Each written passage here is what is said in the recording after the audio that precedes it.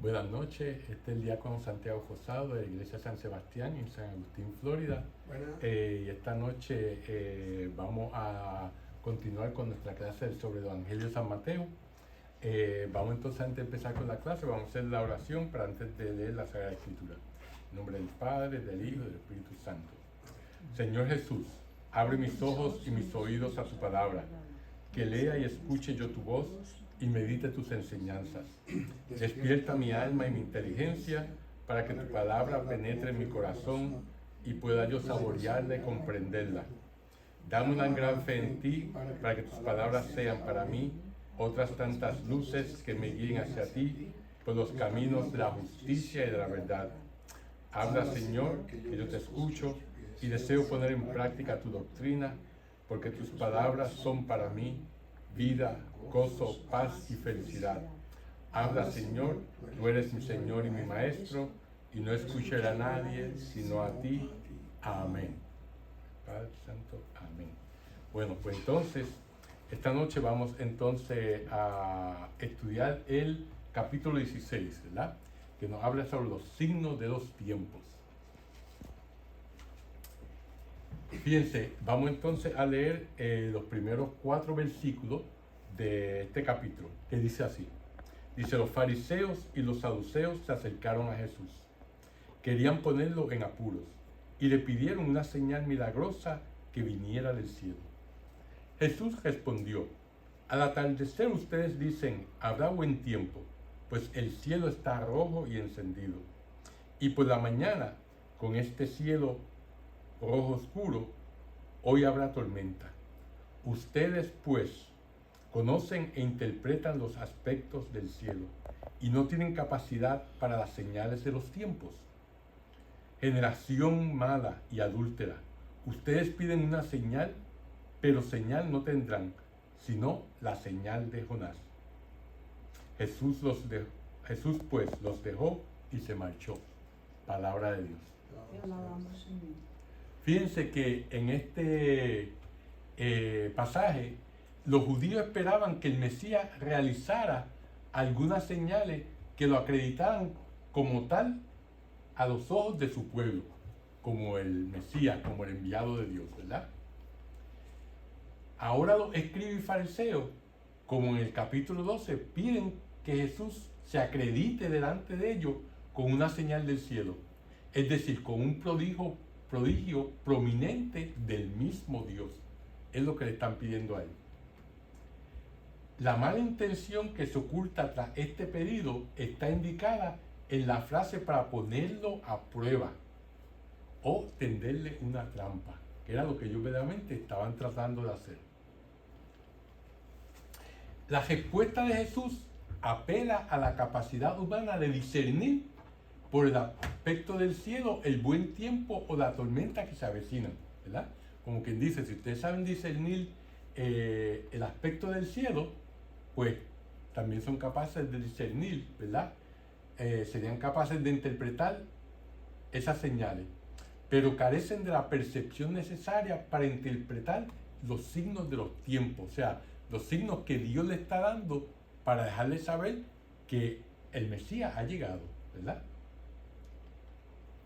La expresión en este contexto puede referirse a los milagros realizados por Jesús en el capítulo 11, ¿verdad? O bien su misma persona, que es el signo por excelencia, ¿verdad? Porque él había hecho bastantes milagros y pues que más ellos querían, que más signos querían. Él sanaba a los ciegos, curaba a los cojos, ¿verdad? Y por eso fue lo que los discípulos de Juan fueron a preguntarle qué le iban a decir a Juan, y él le dice: díganle a Juan que los cojos caminan, que los ciegos ven, que los sordos oyen, ¿verdad? Que los muertos son resucitados, ¿verdad? Refiriéndose a como habíamos dicho, a Isaías, ¿verdad? Que Isaías había profetizado que cuando viniera el Mesías, todas esas cosas iban a ocurrir. O sea que, pues, ahí tenía la prueba. Después de poner al descubierto la ceguera espiritual de sus adversarios, de los fariseos y de los saduceos, Jesús se refiere una vez más al signo de Jonás, ¿verdad? Es decir, a su muerte y resurrección, que ya antes había comparado con la experiencia vivida por el profeta Jonás en el vientre del cetáceo o de la ballena, ¿verdad? Donde él estuvo por 3 días y por 3 noches, ¿verdad? Pues así mismo el Hijo del Hombre, Jesús, iba a estar por 3 días en el vientre de la tierra, ¿verdad? Antes de su resurrección. Vamos entonces a seguir con el versículo 5 al 12, que dice: los discípulos, al pasar a la otra orilla, se habían olvidado de llevar pan. Jesús les dijo: tengan cuidado y desconfíen de la levadura de los fariseos y de los saduceos. Ellos empezaron a comentar entre sí: caramba, no trajimos pan. Jesús se dio cuenta y les dijo: ¿por qué se preocupan, hombres de poca fe? ¿Por qué no tienen pan? Es que aún no comprenden. ¿No se acuerdan de los 5 panes para los 5,000 hombres y cuántas canastas recogieron?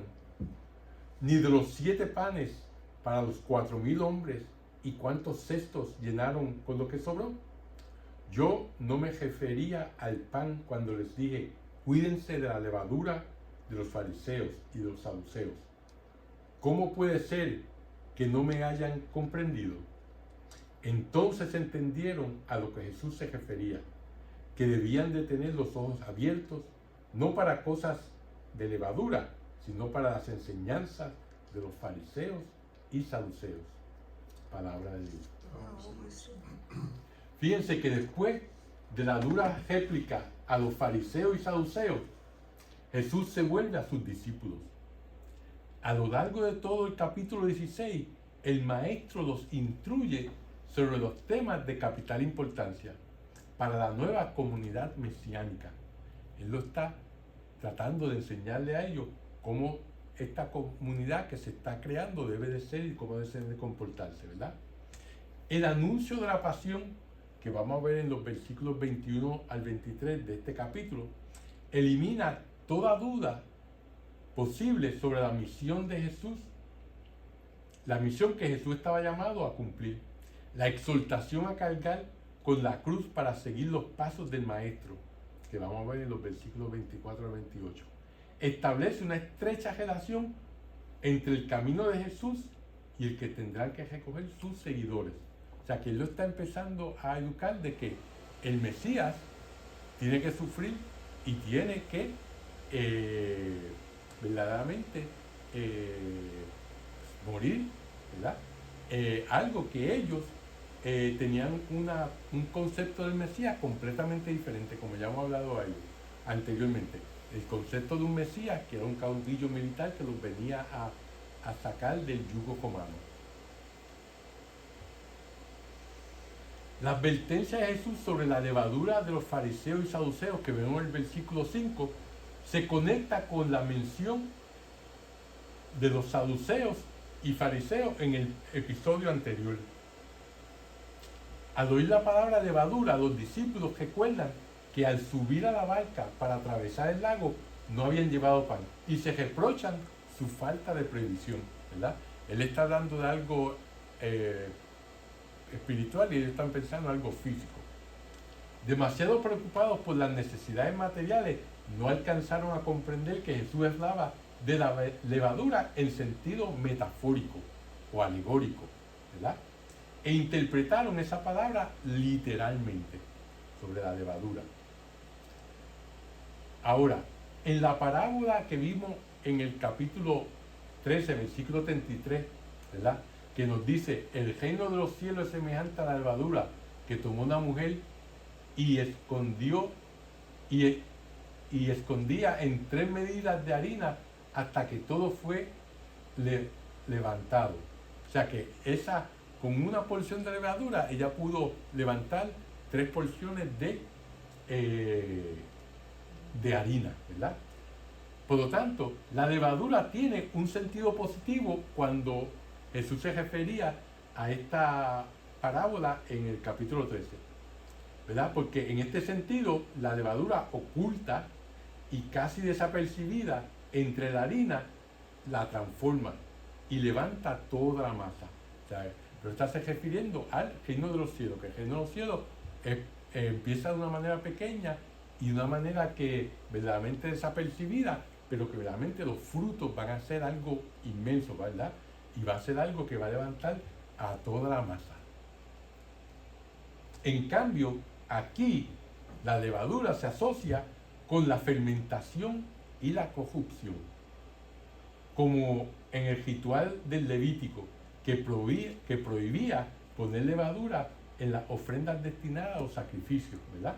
Y como se acuerdan, cuando se hizo la comida pascual, ¿verdad? Cuando los israelitas iban a salir de Egipto, Dios les mandó a que hicieran pan sin levadura, ¿verdad? Y comieran vegetales áridos, ¿verdad? Por lo tanto, eso es algo que en ese sentido, pues la levadura, pues tiene un significado negativo. Por eso no se utilizaba en el pan que se iba a ofrecer a Dios. Tenía que ser un pan sin levadura. Eso lo vemos en Levítico, en el capítulo 2. También en Pablo, en la primera carta a los Corintios, en el capítulo 5, se refiere a la levadura en sentido negativo. Cuando dice, despójense de la vieja levadura para hacer una nueva masa, porque Cristo, nuestra Pascua, ha sido inmolado. Celebremos entonces nuestra Pascua, no con la vieja levadura de la maldad y la perversidad, sino con los panes ácimos de la pureza y la verdad. Esos panes ácimos que fueron los que le dije que se hacían para celebrar la Pascua, ¿verdad? La salida de ellos de Egipto. Por lo tanto, la respuesta de Jesús al malentendido de los discípulos se articula en 5 preguntas introducidas en el reproche, que dice, hombres de poca fe, ¿verdad? Lo mismo que le dijo a Pedro cuando se estaba hundiendo, ¿verdad? Hombres de poca fe. Y pues obviamente para todos y cada uno de nosotros también. Dice, en esta serie de preguntas pone de manifiesto una vez más cuán difícil era para los discípulos interpretar en su verdadero sentido las palabras del Maestro, que les reprocha su falta de fe. ¿Ve? Y la pregunta que hace, primero dice, si Jesús había multiplicado los panes para saciar el hambre de la multitud, no debería ser motivo de preocupación ese olvido involuntario. Como dice, si él pudo alimentar a 5,000 hombres en una ocasión y 4,000 en otra, sin contar la mujer y los niños, no podía darles de comer, aunque ellos no hubiesen traído pan, obviamente, ¿verdad? Pero eso es una de las preguntas que le hace aquí, ¿verdad? No se acuerdan, ¿verdad? ¿Por qué se preocupan si yo les di de comer, ¿verdad? En el ánimo del Señor y también del lector del Evangelio, cada uno de nosotros, están las 2 multiplicaciones de los panes que acaba de realizar en el capítulo 14 y en el capítulo 15 de este mismo Evangelio. Y los milagros que hizo entre una y la otra, ¿verdad? Que se acuerdan, antes de hacer la segunda multiplicación de los panes, dice que le llevaron mucha gente y él curó a todo el mundo de sus enfermedades, ¿verdad? O sea que los milagros estaban a montones. Por eso Jesús les reprocha que no sepan juzgar correctamente el sentido de esos prodigios, ¿verdad? Porque los milagros demuestran que el reino de Jesús ha llegado ya a la tierra. Porque eso fue lo que Isaías dijo, ¿verdad? Que cuando el Mesías viniera, iban a caminar los cojos, iban a ver los ciegos, iban a oír los sordos. Por lo tanto, esos milagros demuestran que el reino de Jesús, el reino de los cielos, ha llegado a la tierra. Aunque muestran, sobre todo, que el reino se manifiesta en la propia persona de Cristo, Hijo de Dios y el Hijo del Hombre, ¿verdad? O sea que eso es verdaderamente lo que estos milagros quieren traernos a que nosotros entendamos, a reducir, ¿verdad? Estas citas son tomadas del documento del Vaticano II, Lumen Gentium, ¿verdad? en el capítulo 5. Ahora, vamos entonces a leer el próximo pasaje, que es sobre la confesión de fe de Pedro. Y dice así: Jesús se fue a la región de Cesarea de Filipo. Estando allí, preguntó a sus discípulos: según el parecer de la gente, ¿quién soy yo? ¿Quién es el Hijo del Hombre? Respondieron: unos dicen que eres Juan el Bautista, otros que eres Elías, o Jeremías, o alguno de los profetas. Jesús les preguntó: ¿y ustedes, quién dicen que soy yo? Pedro contestó: tú eres el Mesías, el Hijo del Dios vivo. Jesús le replicó: feliz eres, Simón Bar-Jona, porque esto no te lo ha revelado la carne ni la sangre, sino mi Padre que está en los cielos. Y ahora yo te digo, tú eres Pedro, y sobre esta piedra edificaré mi iglesia. Los poderes de la muerte jamás se podrán vencer.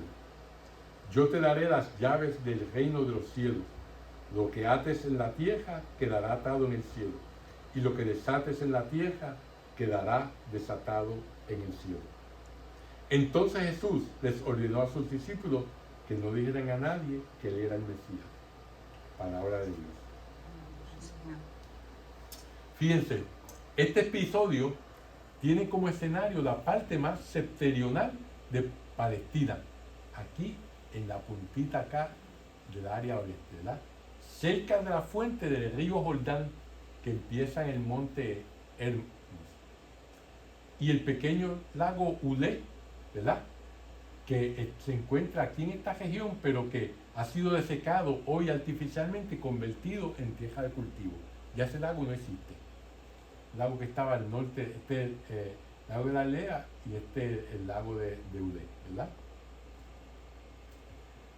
Ahí se encontraba una antigua localidad, una ciudad, que el tetrarca Herodes Filipo había transformado en una ciudad de notable importancia, y le había dado el nombre de Cesarea en honor del emperador César Augusto.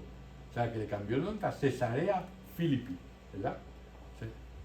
El nombre del César y el nombre de él. A ese nombre se le añadía la denominación de Filipo para distinguirla de la otra Cesarea, situada a orillas del Mediterráneo, donde el prefecto romano había establecido su sede. ¿Se acuerdan que esta Cesarea marítima había sido construida por el padre, Herodes el Grande, ¿verdad? Y le había dado el nombre de Cesarea marítima. Y entonces, pues, eso le habían puesto a esta Cesarea Philippi para distinguirla una de la otra. En las cercanías de aquella ciudad, a solas con sus discípulos, Jesús les dirige una doble pregunta. Esto fue como, esa reunión en Cesarea Philippi fue como las vacaciones que él le dio a sus discípulos, que es un área muy bonita donde hay mucha agua, donde hay muchos árboles, un sitio de descanso, ¿verdad?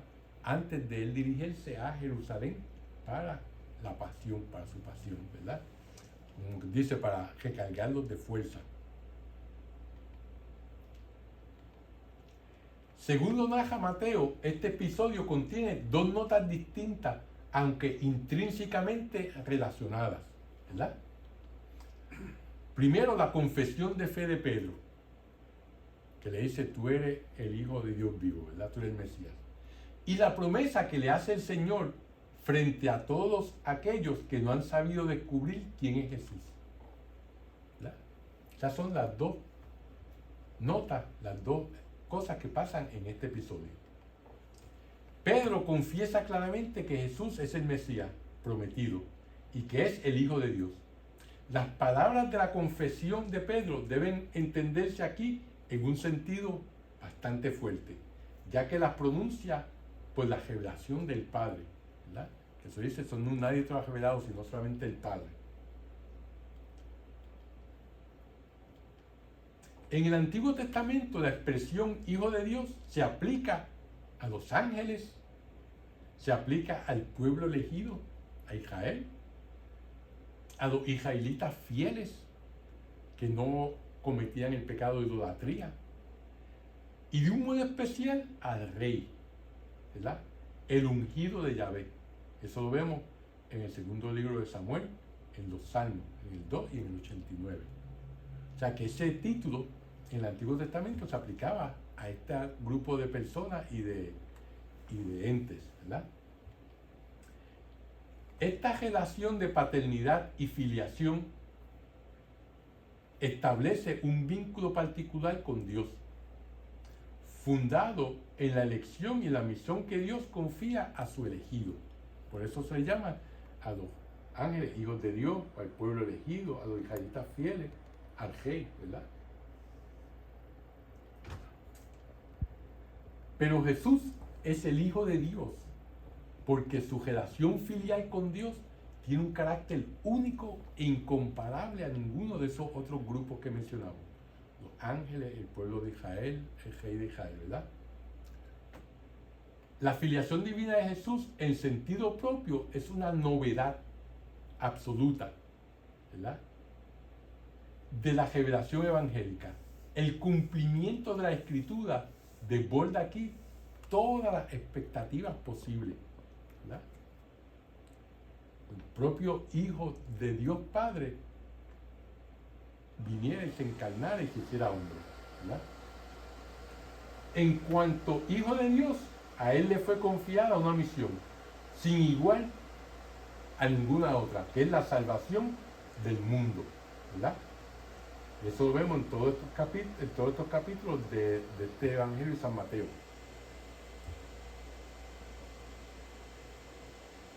Ahora, Jesús, con un juego de palabras más significativo en hebreo o arameo que en otro idioma, llama en las traducciones es Juan, ¿verdad? En la traducción que yo le leí es Simón Bar-Jona, ¿verdad? O sea, hijo de Jona. Bar en hebreo es hijo y Jona es Juan. Por lo tanto, la palabra Juan que encontramos en este, que tú, Pedro, hijo de Juan, significa precisamente, la palabra Juan significa Dios es misericordioso. O sea que Jesús está haciendo un juego de palabras cuando lo llama a él Pedro, hijo de Juan, ¿verdad? Pedro, hijo de Dios el misericordioso, ¿verdad? Le recuerda hasta qué punto es donde dio este acto de fe que acaba de realizar. Como quien dice, porque Dios es misericordioso contigo, te ha revelado que yo soy el Mesías, que yo soy el Hijo de Dios vivo, ¿verdad? En el mismo contexto, Jesús le promete lo que después le conferirá, ¿verdad? Como vamos a ver en Juan, en el capítulo 21, ¿verdad? El poder de atar y desatar en la iglesia fundada por él, que son los versículos 18 y 19 que acabamos de leer, ¿verdad? La bienaventuranza, cuando le dice feliz eres o bienaventurado eres, ¿verdad?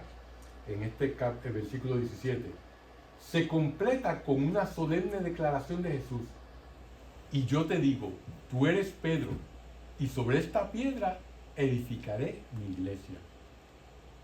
Esta frase solo resulta inteligible, o sea, comprensible, a partir de su trasfondo en el idioma arameo. Petros es una traducción griega del arameo Kefa, que es el sobrenombre dado a Pedro por Jesús, como vemos en Marcos capítulo 3, ¿verdad? Y cuyo significado es piedra. O sea, que él está jugando con la palabra Kefa, Pedro, ¿verdad? Con cierta frecuencia la Biblia aplica a Dios la metáfora de roca.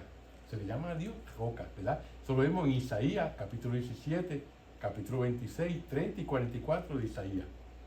Para expresar la idea de punto de apoyo inconmovible y de refugio seguro, ¿verdad? Que todo en la vida cambia, todo menos Dios, ¿verdad? Que no se mueve. que como dice Santo Tomás de Aquino, es el punto inmovible. Todos los demás, después de Dios, se mueven, ¿verdad? Pero Dios es inmovible. Pero la imagen de la roca como fundamento parece remontarse a Isaías capítulo 51, donde Abraham es considerado como la roca de la que fue tallado el pueblo de Dios, ¿verdad? Eso Isaías nos dice en el capítulo 51, versículo 1 al 2. Porque Abraham es el padre de la fe, ¿verdad? De ahí fue que salió todo el pueblo de Israel y el pueblo árabe también, de su hijo Ismael. De manera semejante, Pedro, en cuanto portador de una revelación especial de Dios sobre la mesianidad y la filiación divina de Jesús, es la roca sobre la que Cristo funda la comunidad de los fieles. En los dichos de Jesús, la metáfora de la construcción ya había aparecido en la parábola del hombre sabio que edificó su iglesia sobre una roca, su casa sobre una roca, ¿verdad? Que está en el capítulo 7 de Mateo. A la luz de esta parábola, la metáfora adquiere su pleno sentido, ¿verdad? Donde Pedro va a ser esa roca sobre la que Jesús va a fundar su iglesia.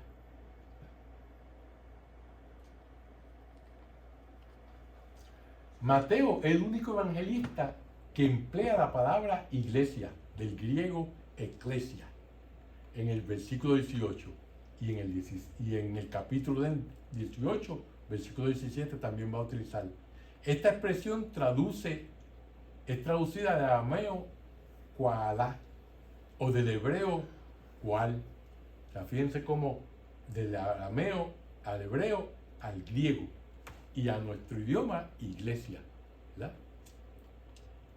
En el Antiguo Testamento este término designa al pueblo de Israel como asamblea que rinde culto. Una asamblea que rinde culto a Dios, ¿verdad? Aquí en cambio se refiere a la iglesia o asamblea que rinde culto, ¿verdad? En el otro pueblo, en esta asamblea, que prolongará al grupo reunido alrededor de Jesús durante su vida terrena y se reunirá posteriormente en torno a Cristo resucitado, que es lo que nos dice Mateo en el último capítulo de él, ¿verdad? Vaya y hagan discípulos de todo el mundo, bautizo en el nombre del Padre, o sea, a toda iglesia, ¿verdad? Pues de esto es que viene la palabra iglesia. Que de este modo la imagen del edificio erigido por Cristo se entrecruza con la de una comunidad congregada para el culto. Que como sabemos, la iglesia no son las 4 paredes del templo donde nos reunimos a oír la misa los domingos, ¿verdad? Sino que la iglesia somos nosotros, cada uno de nosotros, que somos los que somos parte del cuerpo místico de Cristo, ¿verdad?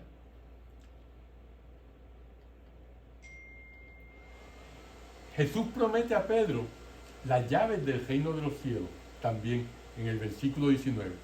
Esta expresión metafórica se aclara a la luz del pasaje de Isaías, capítulo 22, versículo 22, que se refiere a Eliquín. ¿Quién era Eliquín? Eliquín era el mayordomo del palacio de David, y a él se le entregaron las llaves del palacio, ¿verdad? Nos dice: pondré sobre sus hombros la llave de la casa de David. Lo que él abra, nadie lo cejará. Lo que él cierre, nadie lo abrirá. Lo que nos dice Isaías, ¿verdad? En la Biblia, la llave simboliza con frecuencia la autoridad del mayordomo sobre los bienes del dueño de la casa. O sea, el dueño no tenía llave, sino el mayordomo, el que lo asistía a él, ¿verdad? Por lo tanto, aquí la referencia a la casa de David se transfiere al reino de Dios. Pedro se presenta como mayordomo de la casa cuyo dueño es Jesús. Jesús le va a dar, así como el rey le daba la llave a su mayordomo, para que él abriera o cejara el palacio y todo lo demás. Asimismo, Pedro va a ser el que, recibiendo las llaves, va a ser el mayordomo de la iglesia, de la casa de Cristo, ¿verdad? De la casa de David, de quien ahora Jesús es el dueño absoluto y total. Investido de esa autoridad, él abre y cierra para permitir la entrada y la salida. Este símbolo deja entrever la función que Pedro deberá de llevar a cabo para asegurar el acceso al reino de Dios. Él es el que va a decir quién entra o quién no entra al reino de Dios. De ahí es que sale la idea popular de San Pedro en las puertas del cielo, ¿verdad? Que deja entrar a la persona o no. De ahí es que sale esa noción popular de todos los chistes que hemos oído de cuando llegamos al cielo, ¿verdad? San Pedro está ahí esperando. De ahí es que viene eso, ¿verdad? Significativamente, las llaves del reino no se mencionan en el capítulo 18 que vamos a ver posteriormente, donde el poder de atar y desatar se extiende a todos los apóstoles. Fíjense, en este capítulo 16 solamente se le da a Pedro. En el capítulo 18, entonces, cuando Jesús se lo va a dar a todos los apóstoles, ¿verdad? Que de ahí es que viene la confesión, el perdón de los pecados, que los apóstoles, los obispos le dan ese poder a los sacerdotes, ¿verdad? Pero viene de Jesús a los obispos y de los obispos a los sacerdotes. Pero en el 18-18, ahí entonces es que se lo da a los apóstoles, que nuestros obispos son descendientes directos de los apóstoles. Algunos refieren los verbos atar y desatar a la práctica de los exorcistas también, que atan a Satanás, ¿verdad? Como viene el pasaje de que tienes que atar al hombre fuerte de la casa para poder quitarle toda la casa, ¿verdad? O a otro demonio, ¿verdad?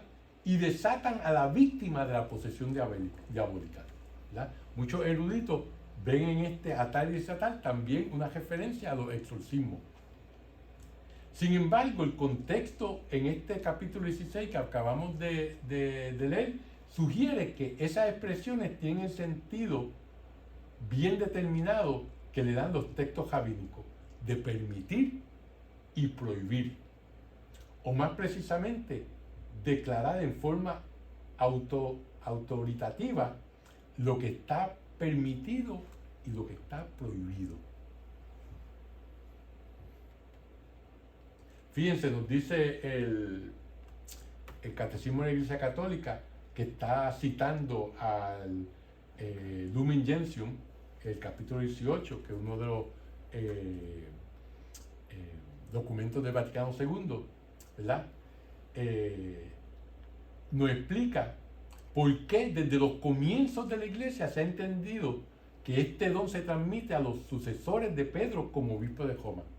Nos dice Lumen Gentium, el obispo de la Iglesia romana, en quien permanece la función que el Señor encomendó singularmente a Pedro, primero entre los apóstoles, y que había de transmitirse a sus sucesores, es cabeza del colegio de los obispos, vicario de Cristo y pastor de la Iglesia Universal en la tierra, el cual, por lo tanto, tiene en virtud de su función potestad ordinaria, que es suprema, plena, inmediata y universal en la Iglesia, que se puede siempre ejercer libremente, ¿verdad? O sea, porque Cristo le dio este poder no solamente a Pedro el individuo, se lo dio a la oficina, al cargo que Pedro iba a ejercer desde ese momento, ¿verdad?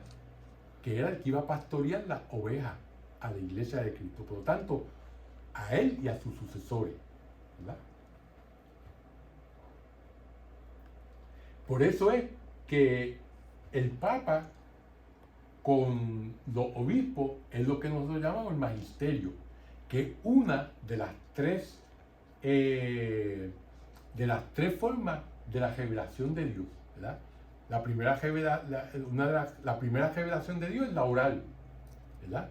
Que es la tradición que ha pasado, lo que enseñó Jesucristo a sus apóstoles, a sus discípulos, que no está escrito en la Biblia. Como dice claramente el capítulo 28 de Mateo, que dice que si se fuera a escribir todo lo que Cristo enseñó, no cabrían los libros en esta tierra. Una hipérbole, claro está, pero que dice que muchas cosas Jesús enseñó que no están escritas en la Sagrada Escritura, que es la segunda parte de la revelación divina. Está la palabra escrita y la palabra oral. Y entonces la tercera parte de esa revelación es el magisterio, que son los que ayudan a interpretar lo que la revelación escrita y la oral nos quieren decir. Los santos han visto en el amor a la Iglesia y al romano pontífice un signo verdadero de amor a Cristo. Como nos dice Santa Catalina de Siena, quien sea desobediente al Cristo en la tierra, el cual está en lugar de Cristo en el cielo, no participará en el fruto de la sangre del Hijo de Dios. ¿Verdad?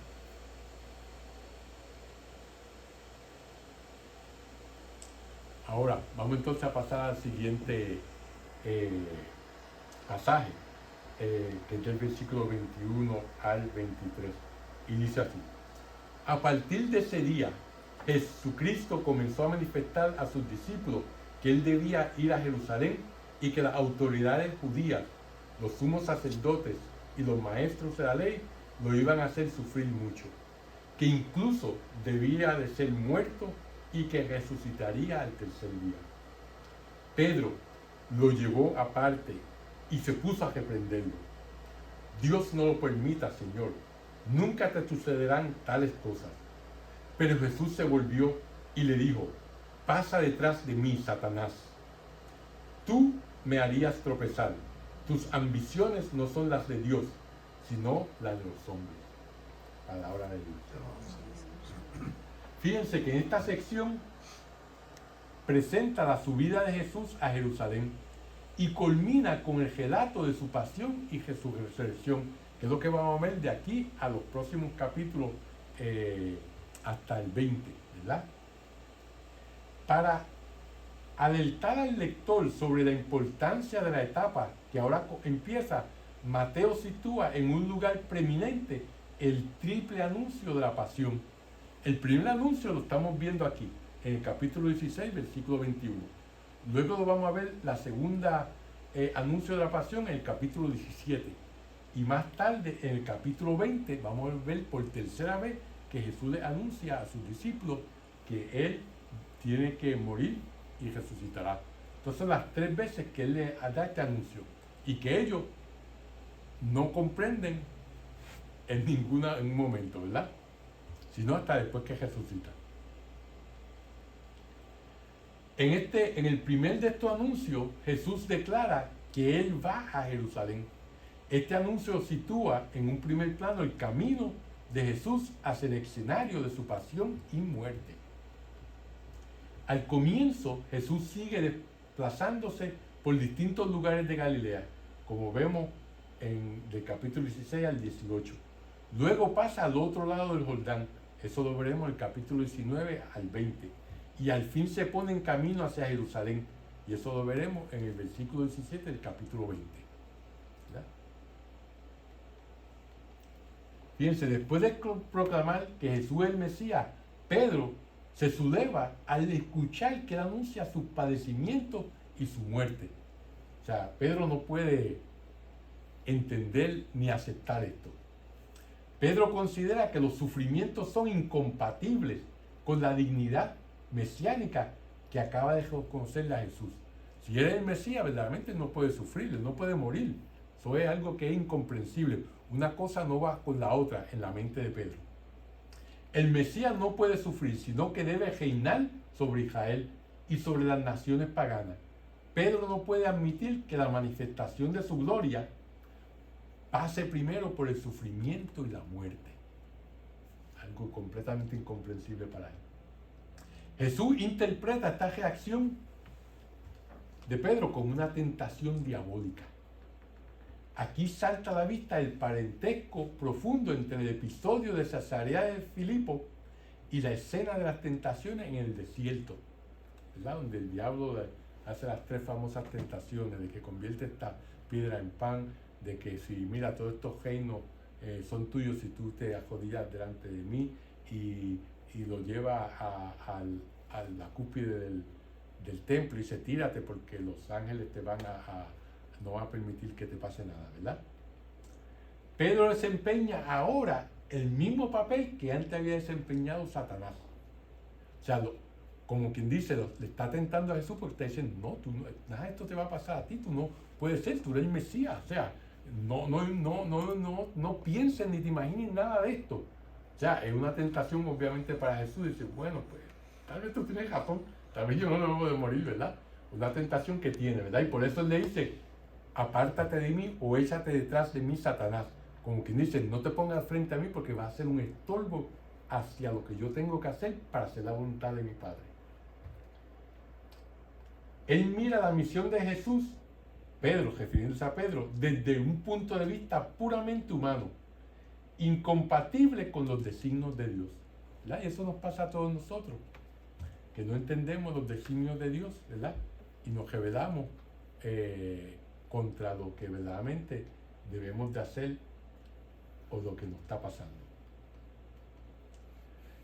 Vamos entonces a leer el versículo 24 al 28, que dice así. Entonces dijo Jesús a sus discípulos, el que quiera seguirme, que renuncie a sí mismo, cargue con su cruz y me siga. Pues el que quiera asegurar su vida, la perderá, pero el que sacrifique su vida por causa mía, la hallará. ¿De qué le serviría a uno ganar el mundo entero si se destruye a sí mismo? ¿Qué dará para rescatarse a sí mismo? Sepan que el Hijo del Hombre vendrá con la gloria de su Padre, rodeado de sus ángeles, y entonces recompensará a cada uno según su conducta. En verdad les digo, algunos que están aquí presentes no pasarán por la muerte sin antes haber visto al Hijo del Hombre viniendo como Rey. Palabra de Dios. Fíjense que a continuación se encuentran 4 dichos que Jesús, unidos por la conjunción griega gar, que significa por qué en nuestro idioma. En Marcos capítulo 8, Jesús llama a la multitud junto con sus discípulos. En Lucas capítulo 9 les habla a todos, pero en Mateo se dirige solamente a sus discípulos, que es lo que vemos aquí, ¿verdad? El primer dicho que está en el versículo 24 dice, invita al seguimiento de Jesús cargando la cruz.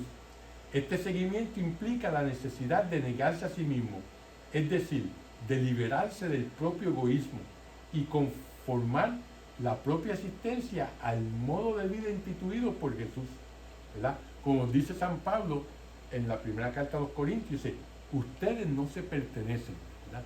Sino que pertenecemos a Cristo. Eso pasa en el bautismo, ¿verdad? Cuando nos bautizan, ¿qué es lo primero que hacen después de preguntarle a nuestros padres, a nuestros padrinos el nombre que quieren y qué es lo que quieren para nosotros? Que dicen el bautismo, es hacer la señal de la cruz sobre nuestra frente. Eso simboliza que nosotros pertenecemos a Cristo, ¿verdad? Una vez somos bautizados. Por lo tanto, nosotros debemos de liberarnos de nuestro egoísmo y unir nuestra voluntad a la voluntad de Dios, que se haga la voluntad de Dios. Eso es lo que pedimos, eso es lo que hacemos cuando rezamos el Padre Nuestro. Padre nuestro que está en los cielos, santificado sea tu nombre, aquí en la tierra como en el cielo, ¿verdad? Que se haga tu voluntad, así en la tierra como en el cielo. Eso es lo que pedimos y eso es lo que debemos de nosotros aprender, ¿verdad? Y es lo que nos dice Jesús, que es una de las condiciones para seguirlo a Él, que es negarnos a nosotros mismos, cargar con la cruz, ¿verdad? Dejar nuestro egoísmo. En el segundo dicho, que es el versículo 25, contrapone los verbos perder y salvar, que también en algunas traducciones puede ser encontrar. El que se atreva a arriesgar su propia vida para seguir a Jesús, incluso hasta la muerte, si fuera necesario, encontrará la verdadera vida, que es la vida eterna, ¿verdad? O sea que eso, los mártires, ¿verdad? El verbo encontrar significa aquí recibir de Dios los bienes futuros prometidos por Jesús en las bienaventuranzas, que las vimos en el capítulo 5 de este Evangelio de Mateo, ¿verdad? Pero no solamente hay que morir, ¿verdad?, de una manera dramática, ¿verdad?, sino que nosotros podemos morir a nuestro egoísmo, podemos morir a todo aquello que nuestras maldades, nuestros deseos, ¿verdad? Y eso entonces pues estamos dejando la vida del hombre viejo y convirtiendo en un hombre nuevo. En el tercer dicho, que está en el versículo 26, contrapone la ganancia del mundo entero a la pérdida de uno mismo. De nada vale ganar todas las riquezas de este mundo si uno se pierde a sí mismo, en la vida presente y en la eternidad, ¿verdad?